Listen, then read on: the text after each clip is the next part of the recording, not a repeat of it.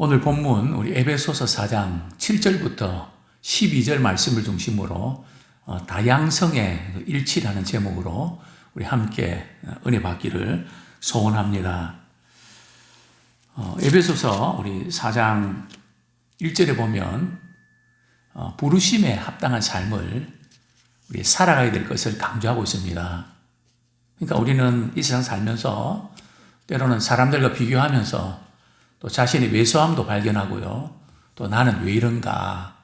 그래서 우리 자신이 스스로 자꾸 이렇게 내 안으로 이렇게 굴절하는 경향이 있거든요. 그때마다 우리는 거기에 이제 이렇게 함몰당하지 마시고 하나님이 나를 부르셨어. 너는 내 것이야. 나의 안에 거해야 돼. 그래서 우리를 부르신 그분의 그 목적이 무엇인지 우리 인생의 큰 그림을 그리기 원합니다. 제가 종종 말씀드리곤 합니다. 어떤 문제가 있을 때에 그냥 그 문제를 뻥튀기 하지 마시고 큰 그림 속에서 그 문제의 답을 찾으면 오히려 쉽게 문제가 해결돼서 그런 것이 아니라 그 문제가 참 큰 인생의 목적 앞에서 그렇게 중요한 게 아니구나. 근데 우리는 문제가 자꾸 크게 보이기 때문에 문제가 되는 거거든요. 그래서 바울은 에베소 교인들에게 부르심에 합당한 삶을 살아야 된다. 그러면서 합당한 삶의 덕목이 겸손, 온유, 오래 참음, 사랑 가운데서 서로 용납하고, 그래서 우리가 부르심에 합당한 삶을 살아야 되는데, 그러면 초점이 뭐냐는 거죠. 부르심에 합당한 삶을 사는 목적이 뭐냐는 거죠. 그게 바로 3절에 보면 성령이 하나 되게 하신 것을 힘써 지키라. 그러니까 우리는 다른 어떤 크고 작은 차이점들, 또 서로 마음에 안 드는 것들, 기분 나쁜 것들, 우리가 있죠. 그러나 그것이 있음에도 불구하고 성령이 하나 되게 하신 것을 그저 힘써 지키는. 그래서 우리가 어떻게 이게 가능한가 하면 우리가 그저 생각과 또 느낌과 감정은 다르지만 정말 주님이 우리에게 원하시는 게 뭘까? 그게 바로 화목이 되는 거거든요. 그래서 교회 안에서도 우리 가정 안에서도 문제를 자꾸 고치려고 하는 그것이 때로는 마음을 상하게 하고 또 관계를 악화시킵니다. 그래, 문제를 고치려고 하지 말고 문제를 해결하도록 그냥 돕는 자가 되십시오. 그분이 잘할 수 있도록 챙겨주는 자가 되십시오. 그분이 잘할 수 있도록 그냥 이렇게 격려하고 위로하면 되거든요. 그래서 이제 교회 안에서도 그냥 우리 가정 안에서도 누가 좀 기분 나쁜 말을 해도 그분 의도만 생각하고 그냥 참고 또 알아서 대처하고 그렇게 하면 무난히 넘어가거든요. 근데 거기에 대해서 내가 이래서 이랬는데 왜 그런 말 하냐고 막 그렇게 하다 보면은 또 꼬리에 꼬리를 물고 문제 속으로 들어간단 말이죠. 그래서 성령이 하나 되게 하신 것을 힘써 지켜야 된다. 그러면 성령이 하나 되게 하심을 힘써 우리 지켜야 되는데 우리 주님이 우리에게 원하시는 그 일체성, 통일성, 그건 어떤 의미인가? 그것을 오늘 말씀을 통해서 가르쳐주고 계신데요. 우리 주님 말씀하신 하나 된다는 것은 획일하게 되는 획일화를 의미하는 게 아닙니다. 다양성 속의 일치를 의미합니다. 서로 다 다릅니다. 생각이 다르고 또 교회 가는 것도 다르고 어떤 분은 아주 꼼꼼하게 논리적으로 체계적으로 모든 걸 합니다. 그게 반드시 좋은 걸까요? 모든 것이 꼼꼼하고 정확하고 체계적이면 다 좋을까요? 일을 하는 데서는 좋은데 사랑관계는요 어떻습니까? 피곤하죠. 좀 넉넉함을 가지고 푸근함도 있어야 되는데 늘 그냥 정확해야 되고, 그러니까 정확한 사람들 배후에는 사람이 별로 없습니다. 왜냐하면 자기 마음이 안 드니까 자기가 다 해야 돼요. 그러니까 힘들죠. 그러나 조금 부족하고 이런 사람들은 자기 부족함을 알기 때문에 다른 사람의 도움을 요청을 합니다. 부족하기 때문에 도와줍니다. 사람마다 각자 다르지만 성경이 말씀하시는 일체성은 다양성 가운데 일체라는 거죠. 이제 이게 조화입니다. 마치 우리 오케스트라 단원들이 악기는 다르지만 그게 다 조화돼서 참 아름다운 음률을 하모니를 만드는 것처럼 우리 주님은 바로 그것을 우리에게 원하시는 겁니다. 자, 어떻게요? 우리 7절 말씀 같이 한번 읽겠습니다. 시작. 우리 각 사람에게 그리스도의 선물의 분량대로 은혜를 주셨나니. 여기에 은혜는 은사라고도 볼 수 있는데 그 뒷부분에 보면 이제 어떤 사람은 사도로 선지자 나오는데, 자, 은사를 주셨는데 우리 자신의 어떤 공로나 우리의 믿음의 분량대로 은사를 주신 걸까요? 그래서 어떤 분들은 아무개는 참 복도 많고 참 이 은사가 강하게 나타나고 그게 참 부럽고, 그런데 나는 뭔가 은사를 그러라고 주셨을까요?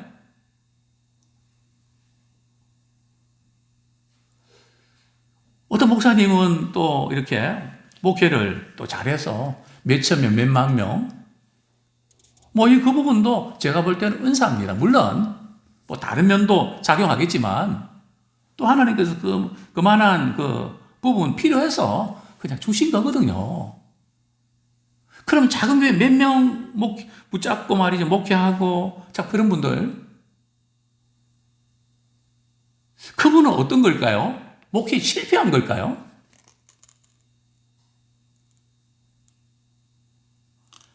물론 또 어떤 목회자 자신의 문제가 있을 수도 있겠지만 우리 주님은 제자들 몇 명 양육하셨나요?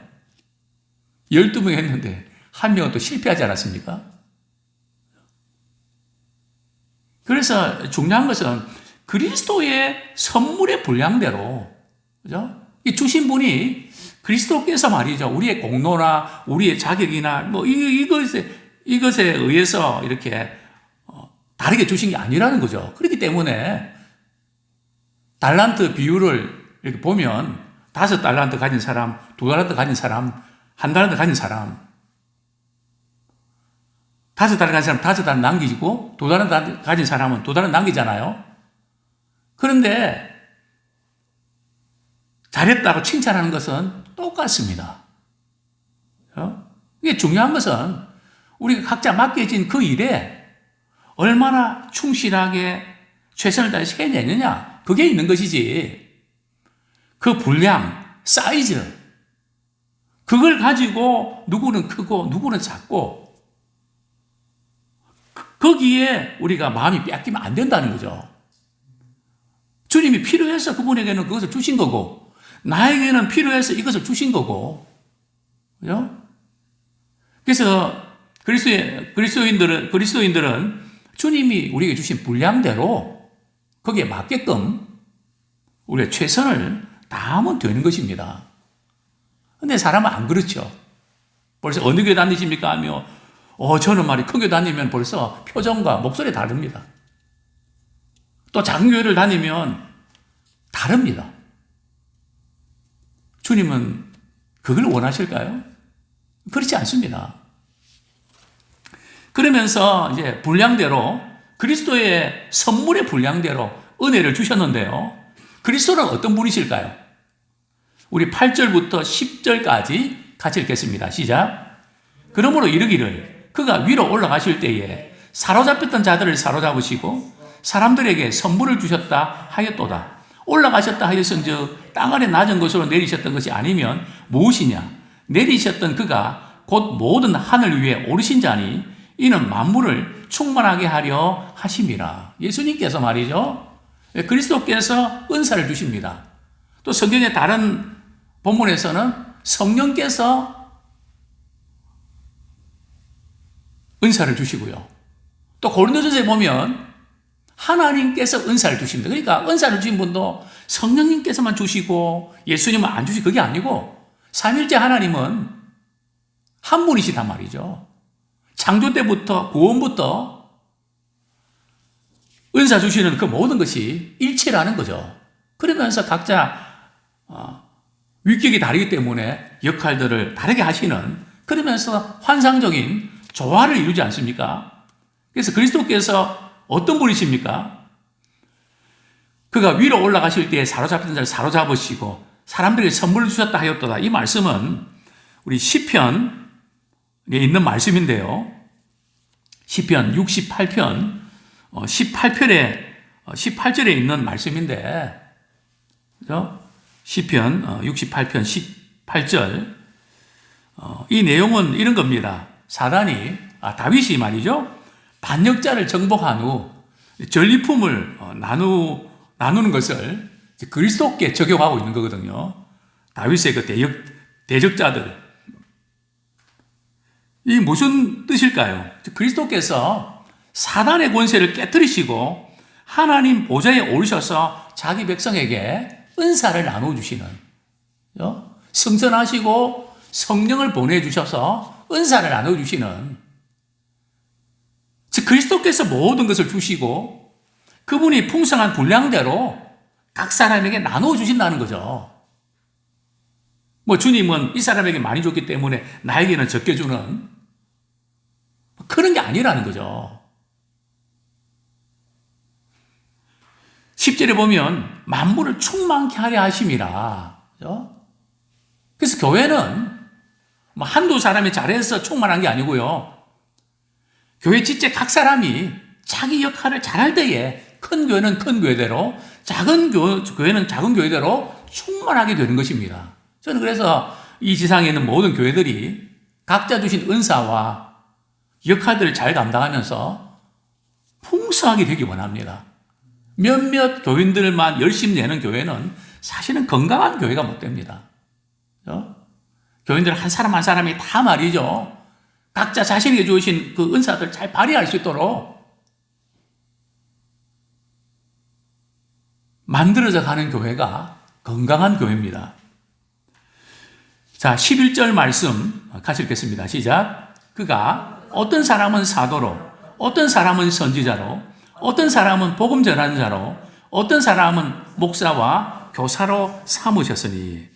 하나님께서 교회에 말이죠, 직분자와 은사를 이렇게 다양하게 주신 목적이 뭘까요? 특별히 오늘 본문에 보면 사도가 나오는데, 사도의 이 직분은 예수님 당시에 그 직분으로 끝났죠.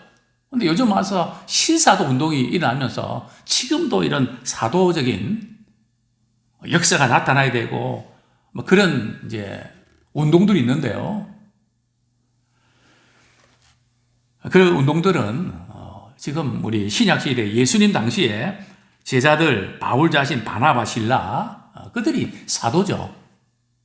지금 와서 내가 사도다, 문제 있는 거죠.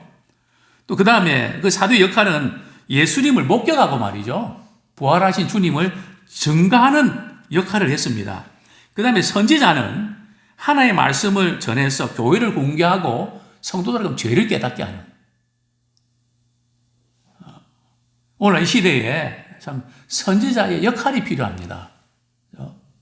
하나님의 말씀을 가지고 책망하고 죄를 깨닫게 하고 회개시키는 그런 역할들. 그 다음에 또 어떤 직분입니까? 복음 전하는 자. 복음 전하는 자는 전도자라고 볼 수 있겠죠. 또 선교사라고도 볼 수 있습니다. 물론 선교사가 어느 지역에서 교회를 세우고 그 부분에 조금 다르지만 어쨌든 순회하는 전도자. 이분은 바울처럼 말이죠, 그냥 이동하면서 복음만 전하는 그런 분들이 있습니다. 참 그런 분들도 역할이 대단히 중요합니다. 또 저도 한 교회 목회하기보다는 정말 복음이 필요한 곳에 참 그렇게 다니면서 오늘은 이고 내일은 저고 참 그것도 참 좋겠다. 그러나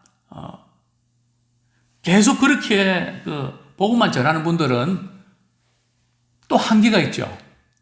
왜냐하면 목회라는 것은 한 사람이 성장하기까지 많은 시간이 소요되거든요. 때로는 갈등하고 좌절하고 책망도 듣고 울기도 하고 막 그러면서 말이죠. 마치 아이들이 자라는 것처럼 믿음이 조금씩 자라는 겁니다. 그래서 이것이 이제 목사의 일이죠. 또 교사. 이 공동된 특징이 뭡니까? 말씀을 가르치는 역할입니다. 그러니까 우리가 말씀을 가르치는 역할을 하는 것이 대단히 중요합니다. 나 하나 은혜 받고 구원받고 여기 끝나지 않고 내가 예수 믿고 구원받아서 너무 좋아서 우리 주변에 있는 분들에게 당신도 예수 믿어야 된다고. 그래서 천국에서 어떤 사람의 상급이 큽니까? 많은 사람을 주님께로 돌아오게 하는 자는 해같이 빛나는, 그래서 우리 주변에 참 죽어가는 영혼들을 주님께 인도하는 이것이 최고의 상급입니다.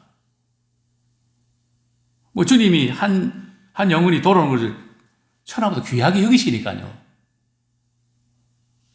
또 그것을 목양하고 또 구역에서 또 목장에서 믿음이 자랄 수 있도록 도와주는,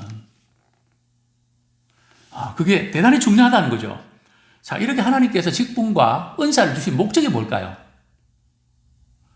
세 가지 목적이 있는데요. 12절 말씀 우리 같이 한번 읽겠습니다. 시작.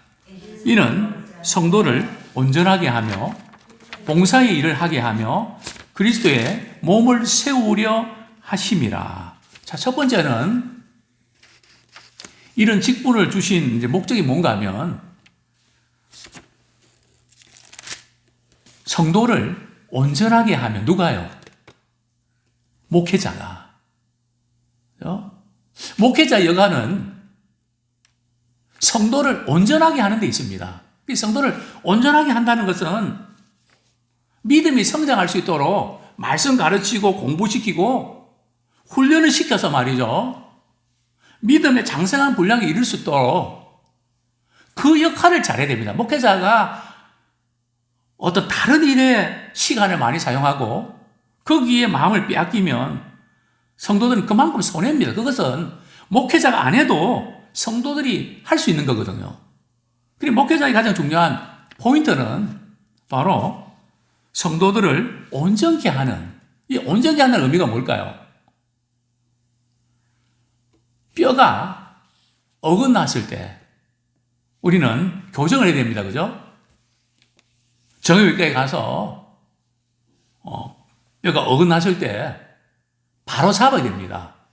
그 목회자 역할은 좀 세상에 살면서 이건 아닌데 잘못된 삶의 그런 모습들, 어긋나 있는 것들을 그거를 교정시켜주는, 어떻게 해요? 예배를 통해서, 또 말씀 양육을 통해서, 또 훈계와 권면을 통해서 그거를 바로 잡아주는, 그죠? 좀 바로잡을 때 아프지만 또 그것이 내가 사는 길이기 때문에 그것을 잘 받아들여야 됩니다. 또 여기에 온전히 한다는 뜻은 그물을 수선한다는 뜻입니다. 고기를 잡는 어부들이 항상 이렇게 그물을 던지고 이제 고기를 잡고 나서 그 다음에 꼭 하는 작업이 있죠. 그물을 수선해야 됩니다. 왜요? 그 그물 망사에 말이죠. 구멍이 뚫려 있으면 고기를 아무리 많이 잡으면 뭐합니까? 그걸로 다 새버리는데. 수리하는. 즉, 잘못되어 있는 부분들, 고장난 부분들. 그래서 성도들을 이렇게 영적으로, 말씀으로 잘 회복시키는. 그것이 이제 목회자 역할입니다. 그 다음에 성도의 역할은 뭘까요? 에베소서 4장 12절 같이 읽겠습니다. 시작. 이는 성도를 온전하게 하여 봉사의 일을 하게 하며 그리스도의 몸을 세우려 함이라, 세우려 하심이라. 이는 성도를 온전하게 하며, 그죠? 누가요? 목회자가. 성도가 성도를 온전하게 한다는 의미가 아니고요. 목회자가 성도를 온전하게 합니다. 그죠? 마치 우리가 이렇게 축구, 코치라 할까요? 감독이라 할까요? 만약에 감독이 말이죠. 코치가 그냥 선수들 말이죠. 어떻게 하라고 사인 안 하고 말이죠. 답답하고 자기가 들어가서 막 뛰고 말이죠. 그냥 그러면은 경기에 제대로 되겠습니까? 목회자는 큰 그림을 보고 배치를 하는 거거든요. 아, 이 부분 지금 이렇게 여기에 지금 약하구나. 여기 배치해서 이 전체를 보는 그것이 목회자 열이고 목회자 역할입니다. 그리고 성도를 하여금 온전하게 해서 말이죠. 말씀 가르치고 양육하고 그거 하는 목적이 뭡니까? 그냥 은혜 받는 데 있습니까? 그렇게 하는 목적은 봉사의 일을 하게 하는 데 있습니다. 주님이 기뻐하시는 그 일을 하는 데 있다는 거죠. 즉 움직이는 데 있는 것이지 아는 데 있는 것이 아닙니다. 알아서 움직여야 되는 겁니다. 그러니까 교회를 다니면서 그 교회 구성원들 가운데 뭐 어떤 봉사든 교회를 세워가는데 몇 %가 움직이는가? 그것이 그 교회의 건강 지수입니다. 우리 아이부터 시작해서 말이죠. 우리 아이들도 그냥 받기만 하고 뭐 이런 것이 아니라 능동적으로 말이죠. 교회를 위해서 내가 뭘 해야 되는가? 그것을 어려서부터 가르쳐야 되고 할 줄 알아야 됩니다. 그게 바로 이제 목회자의 역할이고 또 성도 역할은 그 봉사의 일을 하게 하는 그렇습니다. 그래서 봉사의 일은 참 어떻게 되는가 하면 모두를 죽게 하던 말이죠. 기쁨과 감사함으로 해야 됩니다. 그럴 때 교회 생활이 행복하고요. 우리가 봉사할 때에 믿음의 근력이 생깁니다. 많이 배우기만 하고 알기만 하고 그래서 제자 훈련만 시킨다면 오히려 더 교만한 사람을 양산할 수가 있죠. 그저 이렇게 배운 대로 그냥 말씀 깨달은 대로 바로 말이죠. 바로 실천하는. 그래서 봉사의 일을 하게 하는. 어떤 식으로 일을 하는가 하면 기쁨과 감사함으로. 그렇죠? 특별히 이제 봉사할 때 많은 분들이 봉사하다가 일을 하다가 많이 상하는 경우들이 많이 보게 되는데요. 물론 우리가 일을 하다 보면 좀 방식이 다를 수가 있습니다. 어떤 사람은 내가 이걸 이렇게 하고 그 다음에 이렇게 하려고 그랬는데 다른 사람은 그것부터 먼저 하고 이렇게 해야 된다고 그럴 수 있거든요. 그럴 때 우리는 내가 하는 식으로만 고집하면 상대가 마음을 상하죠. 그렇기 때문에 그게 방향이 틀리지 않았으면 좀 방법이 이거 먼저 하고 저거 먼저. 우리 아이들이 그러잖아요. 이거부터 먼저 해야지. 그러니까 우리 아이들은 하려고 그랬다니까요. 그러니까 그거 참지 못해갖고 그냥 오히려 의욕을 꺾어버리고 다시는 하나 봐라. 그래서 우리는 봉사 일을 하다가 좀 마음 상한 일이 생길 수가 있거든요. 왜 안 그렇겠습니까? 부부 사이도 별거 아닌 거 가지고 성질 부리고 화내고 그냥 마음 상하게 뭐 그냥 다반사인데. 그죠? 우리가 교회에서 만나서 우리가 서로를 얼마나 합니까? 그죠? 잘 모르잖아요. 얼마든지 그렇게 발생할 수 있단 말이죠. 그래서 우리가 그런 일이 생길 때마다 우리는 스타일에 맞추지 말고 그분의 의도를 이렇게 생각하면서 좋은 의도로 뭔가 하려고 했다면 참 잘했다 그러고 말이죠. 격려해주고 또 위로해주고 더 잘할 수 있도록 조금 챙겨주고 다음번에 요거 할 때는 이렇게 하면 더 좋을 것 같아. 그럼 그걸 통해서 배우잖아요. 우리가 돕고 그런 건 필요한데 내가 해야 되고 너는 왜 그러니? 그럼 당신이 알아서 하시라고. 다시는 안 하려고 그러죠. 그래서 이 교회 공동체는 잘하는 것보다 더 중요한 것은 그 잘할 수 있도록 돕고 지켜보는. 그래서 뭔가 이렇게 자꾸 이렇게 하면서 느는 거거든요. 처음부터 그게 됩니까? 저는 사실 옷을 잘 못 겁니다. 특히 얇은 말이죠. 거기에 걸면 말이죠. 그게 어려운 게 아니거든요. 근데 저는 어렵습니다. 저희 집사람은 한 번에 딱 하거든요. 그런데 저는 보면 한쪽 기울어져 있다고요. 저는 3번 이상 신경 써서 그렇게 하는 거거든요. 뭐 이쪽으로 왼쪽으로 하면 또 왼쪽 기울고, 오른쪽 기울고. 잘 안 돼요. 물론 애를 많이 씁니다. 딱 그 상표 있는 거 말이죠. 딱 보고. 어떤 사람은 쉽지만 어떤 사람은 어렵다고요. 근데 그거를 왜 못하냐고 자꾸 그러면 안 된다니까요.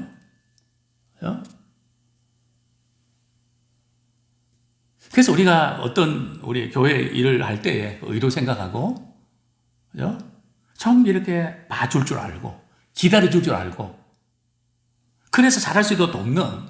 그래서 우리 한 사람 한 사람은 한 가지 일을 다 잘하는 거지, 다 잘하는 게 아니라니까요. 저도 그렇고, 모두 다 그렇습니다. 그렇기 때문에 우리는 어디로 이어져야 되는가 하면 오늘 본문에 보면 그리스도의 몸을 세우려 하십니다. 딱 목표가 말이죠. 그리스도의 몸된 교회를 세우는, 몸된 교회를 세운다는 것은 한 사람 한 사람을 세워주는, 격려해주고 힘을 실어주는, 상하게 하면 안 된다는 거죠. 이 잘하려고 하다가 상하게 하는 것보다 좀 부족해도 세워주는 것이 훨씬 낫죠. 그게 교회에서 가장 중요한 역할입니다. 그리스도의 몸을 세우려 하십니다. 그러니까 우리가 가진 은사와 좋은 재능 가지고 세우는 데 쓰임 받아야지 허물어뜨리는 데 쓰임 받으면 안 됩니다.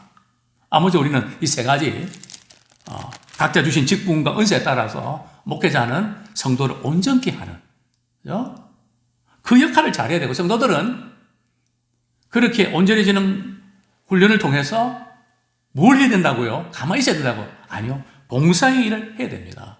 뭐든지 해야 됩니다. 주님 몸된 교회에 내가 할 것이 뭐 없을까? 그냥 찾아서 말이죠. 어린아이들부터 시작해서 나이 드신 분까지, 내가 나이가 많은데 내가 뭐하나? 그게 아닙니다.